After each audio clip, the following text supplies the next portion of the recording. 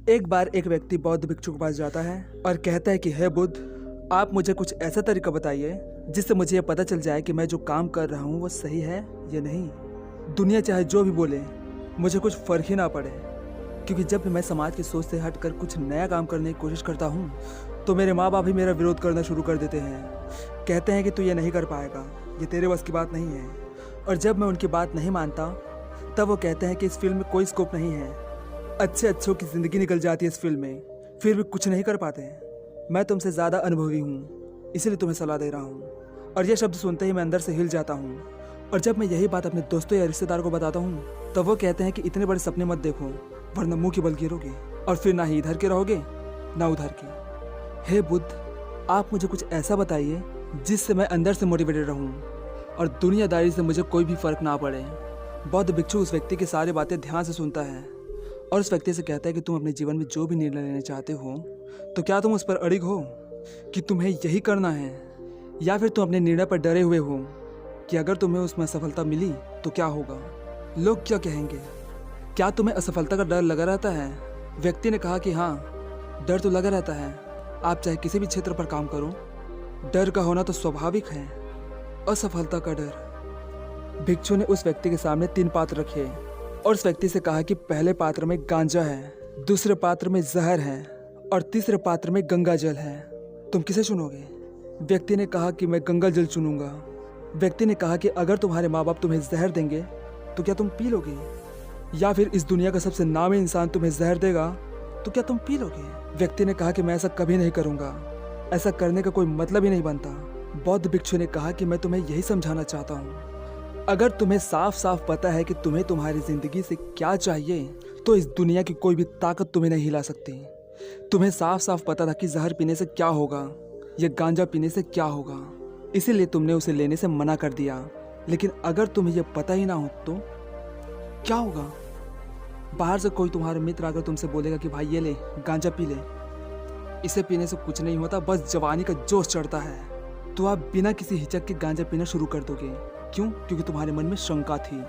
आपने अपने जीवन में ऐसे बहुत से लोगों को देखा होगा जो पहले ना ही शराब पीते थे और ना ही गांजा, लेकिन आज के समय में वो उसी में धुत हैं। क्यों? क्योंकि आप स्पष्ट ही नहीं हो कि ये सही है या गलत।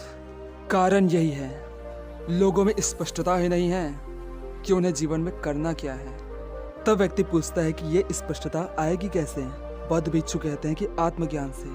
तब व्यक्ति कहता है कि मुझे आत्मज्ञान या फिर अध्यात्म जैसे चीजें समझ नहीं आती, आप मुझे मेरी भाषा में एकदम आसान शब्दों में समझा दीजिए कि यह सब है क्या और काम कैसे करती है।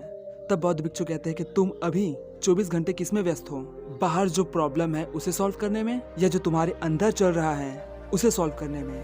व्यक्ति कहता है कि जो बाहर चल रहा है उसी में मेरा ध्यान है, सभी का ध्यान उसी में ही होता है। बौद्ध भिक्षु फिर कहता है कि लोग किसकी वजह से परेशान हैं? तो व्यक्ति कहता है कि कोई अपनी पत्नी से परेशान है, कोई अपने पति से परेशान है, कोई अपने माँ बाप से परेशान है, या फिर कोई अपनी नौकरी को लेकर परेशान है। फिर बौद्ध भिक्षु कहते हैं कि इसके बाद लोग क्या करते हैं? तो व्यक्ति कहता है कि लोग अपने माँ बाप या फिर अपनी वाइफ को बदलने की कोशिश करते हैं, उन्हें समझाने की कोशिश करते हैं। तब बौद्ध भिक्षु कहते हैं कि क्या वो समझ जाते हैं? व्यक्ति ने कहा कि नहीं, समझते कुछ नहीं है, बल्कि समस्या और बढ़ जाती है। तब बौद्ध भिक्षु ने कहा कि बस यही समस्या की जड़ है। जब भी आप किसी चीज को लेकर दुखी होते हो तो समझ लो कि आपका दिमाग बाहर की चीजों में भटक रहा है। इस दुनिया में अपनी वजह से कौन दुखी होता है? तुम बताओ, क्या तुम खुद की वजह से दुखी हो? व्यक्ति ने कहा नहीं। तब बौद्ध भिक्षु कहते हैं कि दुखी रहने का सिर्फ 2 ही कारण है, पहला है रिलेशन, दूसरा है पोजीशन। अब मैं तुम्हारी भाषा में बोल रहा हूँ, ध्यान से सुनो और बताओ, क्या इन दोनों के अलावा कोई तीसरी समस्या है जिससे लोग दुखी हैं? व्यक्ति ने कहा कि नहीं। तब बौद्ध भिक्षु कहते हैं कि आत्मज्ञान का मतलब ये है कि मेरा इस रिलेशन और पोजीशन से क्या रिश्ता है। लेकिन लोग स्वयं को समझने का प्रयास ही नहीं करते, बस दूसरों को समझाना चाहते हैं, और यही गलती वो बार बार दोहराते हैं, जिसकी वजह से ही वो दुखी रहते हैं। अब तुम बताओ कि ये दुख क्या है, कहाँ पस होता है? हाथ में, पैर में, नाक में, आँख में, कान में, कहाँ पस होता है? तब व्यक्ति कहता है कि लोगों की थॉट्स में होता है। तब बौद्ध भिक्षु कहते हैं कि लोग मन ही मन कुछ बोलते रहते हैं और उसी की वजह से परेशान रहते हैं। जबकि असल जिंदगी में कहीं कोई परेशानी है ही नहीं। बस मन में सोच सोचकर परेशान होते रहते हैं, जिसका वास्तविक सच से दूर दूर तक कोई लेना देना नहीं है। लोग सुबह से शाम तक सिर्फ झूठ में ही जीते हैं और दुखी होते रहते हैं। भिक्षु कहता है कि तुम बताओ, रिश्ते सच होते हैं झूठ? व्यक्ति ने कहा पता नहीं। तब भिक्षु फिर कहता है कि तुम पति होने का अभिनय कर रहे हो या सचमुच में किसी के पति हो? व्यक्ति कहता है कि मुझे कुछ समझ में नहीं आ रहा कि आप क्या कह रहे हो। तब बौद्ध भिक्षु कहते हैं कि तुम्हारी शादी हुई है? व्यक्ति ने कहा हाँ। भिक्षु ने कहा कि कहाँ हुई है? व्यक्ति ने कहा कि मंडप में। भिक्षु ने फिर कहा कि शादी होने के बाद पंडित ने क्या कहा था? तब व्यक्ति ने कहा कि आज से तुम पति पत्नी हुए। तो भिक्षु ने कहा कि क्या तुम सच में पति पत्नी हो गए? तो व्यक्ति ने कहा कि हाँ। तो भिक्षु कहता है कि जब इंसान का तलाक हो जाता है तो पति मरता क्यों नहीं, जिंदा क्यों रहता है?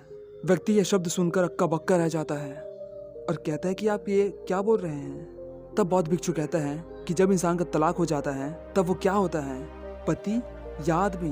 तब वह व्यक्ति कहता है कि अब तो वो पति नहीं रहा, वो तो सिर्फ आदमी ही बचा। तब बौद्ध भिक्षु कहता है कि मैं तुम्हें यही समझाना चाहता हूँ, एक आदमी तरह तरह के अभिनय करता है, कभी बेटे का, कभी बाप का, कभी मामा का, कभी चाचा का, कभी सरकारी नौकर का, लेकिन रहता वो आदमी ही है, बस अभिनय कर रहा होता है। लेकिन समस्या वाली बात यह है कि वो इस अभिनय को ही सच मान लेता है, जबकि यह सच नहीं, झूठ है। जब एक पिता का देहांत हो जाता है तब क्या उसकी बेटे की भी मौत हो जाती है?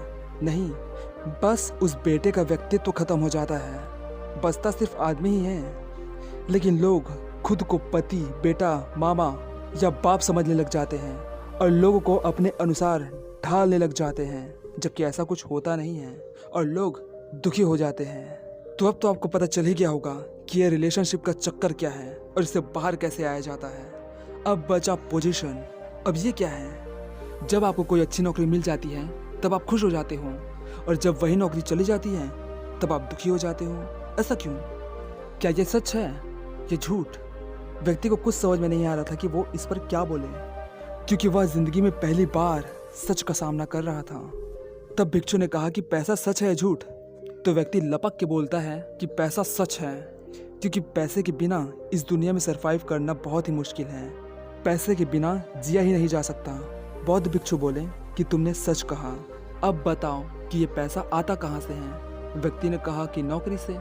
तब बुद्ध कहते हैं कि तुम पहले सब्जियां बेच के पैसे कमाते थे, अब तुम सरकारी नौकरी करते हो, तो क्या अब तुम्हारी वैल्यू बढ़ी या फिर उस नौकरी की क्या कोई वैल्यू है?